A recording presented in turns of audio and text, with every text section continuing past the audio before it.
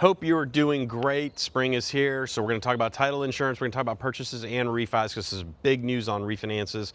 But on purchases, there's lender's title and owner's title, and they're very different. The lender's title protects the lender. The owner's title protects the owner.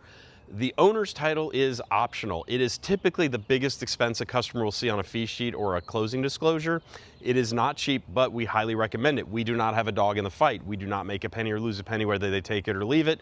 We always defer them to the attorney, to talk to the attorney, to understand how they're being protected. Lender's title is required by law in Georgia and protects the lender in the event there are title issues. So why would there be title issues if the attorney's doing a title search, all this stuff? Well, human error. That is a big thing, right? Somebody forgets to enter data at the county or here or there, and now there's a lien that the seller didn't know about and your buyer didn't know about. Also another one, what happens when you're selling the house and you ask for repairs? Well, the seller goes out and hires a bunch of vendors. Let's say the seller forgets to pay one, moves out of country, out of town, whatever. Now the buyer's got a lien on their house that was not theirs. It was the seller's. They should have paid that vendor.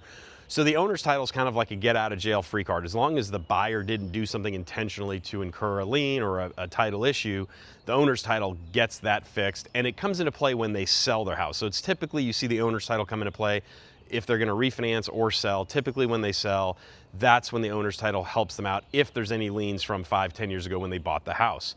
So let's talk about refinances real quick. This is really interesting news, really big news.